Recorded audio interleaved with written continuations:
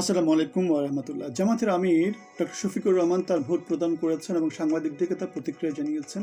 জনাব তারেক রহমান তার ভোট দিয়েছেন এবং তার প্রতিক্রিয়া জানিয়েছেন। আমরা দেখেছি জামাতের আমির একটা কথা বলেছেন, তিনি বলেছেন যে ভোট গ্রহণের পরে আমরা যদি ভোট সুষ্ঠুভাবে হয় এবং কোথাও যদি গুরুতর কোনো অনিয়ম না হয়, তারা কি করবে? জনগণের ভোটের ফলাফলকে তারা মেনে নেবে। যদি প্রোপাগান্ডামূলক নিউজ হয় সেগুলোকে তারা পরিহার করবে।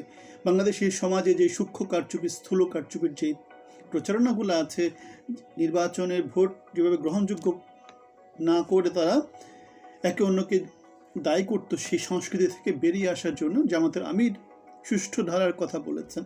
এখন নানা জায়গা থেকে নানা রকম ছোটোখাটো অনিয়মের অভিযোগ পাওয়া যাচ্ছে। রাতের বেলা অনেকে ভোট দেওয়ার চেষ্টা করেছে, তেমন অভিযোগ আছে।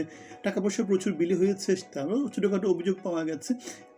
এগুলো হতে পারে। এখন সংখ্যাটা যদি খুব বেশি বড় পরিমাণে না হয়, যদি ছোট পরিমাণে হয়, সেক্ষেত্রে জিনিসটা গ্রহণযোগ্য। যেমন জামাতের আমির তার কেন্দ্রে 10টা নির্বাচনী ক্যাম্প যাদের ছিল সেগুলোকে তারা কি করেছে, অনেকে অগ্নিসংযোগ করেছে, ভেঙে ফেলেছে। এমন প্রচারণা কিন্তু পত্রপত্রিকার মধ্য দিয়ে এসেছে। আমরা দেখতে পাচ্ছি চ্যালেঞ্জটা বিএনপি এবং জামাতের মধ্যে, যে নির্বাচনী যে চ্যালেঞ্জটা, এটা একমুখী আর নেই, এটা এখন বাঁচা মরার হয়ে গেছে। বিএনপি যদি জয়ী হয়, তারা তো সরকার গঠন করবে 17 বছর পরে। আর জামাত যদি সরকার গঠন করে জয়ী হয়, তারা গঠন করবে 54 বছরের ইতিহাস পরিবর্তন করে তারা এই কাজটা করবে। সুতরাং ইতিহাসের অংশী হতে হলে জামাতকে সেরকম করে চেষ্টা করতে হবে, সেরকম করে পরিশ্রম করতে হবে। তাদের 17 মাসের পরিশ্রম আমরা সেই জিনিসটা দেখতে পেয়েছি। তাদের জোট গঠনের জন্য যে চেষ্টাটা, সেখান থেকে আমরা সেই জিনিসটা দেখতে পেয়েছি। এখন চ্যালেঞ্জটা হচ্ছে বাঁচা মরার। যদি বিএনপি জয়ী না হয়, বিএনপির জন্য 17 বছর সরকারে ছিল না, ধুকে ছিল অনেক দিন ধরে। গত 17 মাসে বাংলাদেশে নানা রকমের তান্দাবাজিদের কলঙ্কিত হয়েছে। দিনে দুপুরে প্রকাশ্যে পাথর দিয়ে লোকজন মেরে ফেলার মধ্য দিয়ে কলঙ্কিত হয়েছে।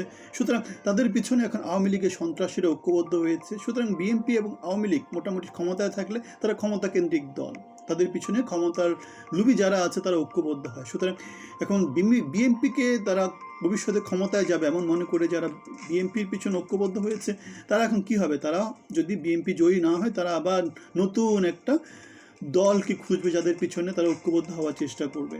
সুতরাং বিএনপিকে তখন টিকে থাকা বিএনপির জন্য কষ্ট হয়ে যাবে। অন্যদিকে জামাতের জন্য যেটা হবে, জামাত যদি ক্ষমতায় আসে, জামাত ছোটোখাটো একটা দল ছিল, মজলুমদের একটা দল ছিল, যারা সমাজে লুটপাট তন্ত্র, চাঁদাবাজি তন্ত্র, মানে এলিটদের কাছে গ্রহণযোগ্য ছিল না, সেরকম একটা দল যদি ক্ষমতায় যায়, এখন এলিটদেরকে কী করতে হবে? জামাতের সাথে ঐক্যবদ্ধ হতে হবে। সুতরাং দেখতে পাচ্ছি এটা হচ্ছে বাঁচা মরার একটা লড়াই।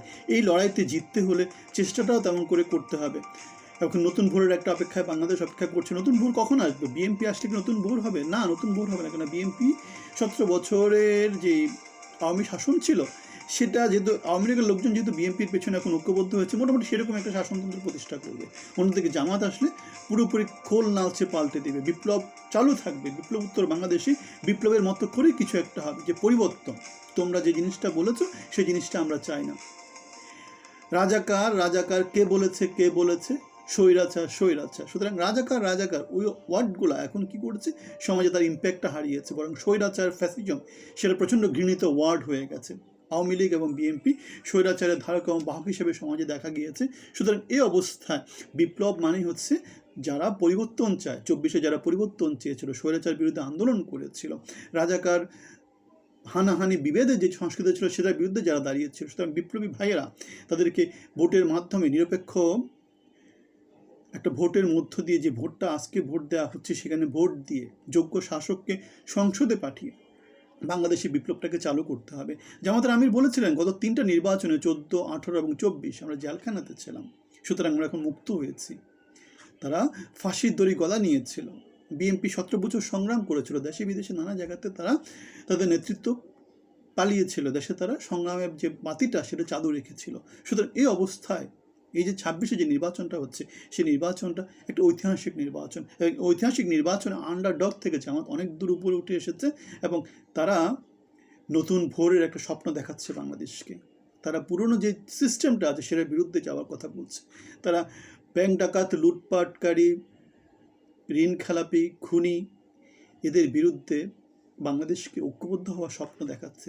বাংলাদেশকে মেধাবী নেতৃত্বের কথা বলছে, বাংলাদেশকে এগিয়ে নিয়ে যাওয়ার কথা বলছে, বাংলাদেশকে দুর্নীতিমুক্ত করার কথা বলছে, বাংলাদেশকে সামগ্রিকভাবে উন্নত করার কথা বলছে।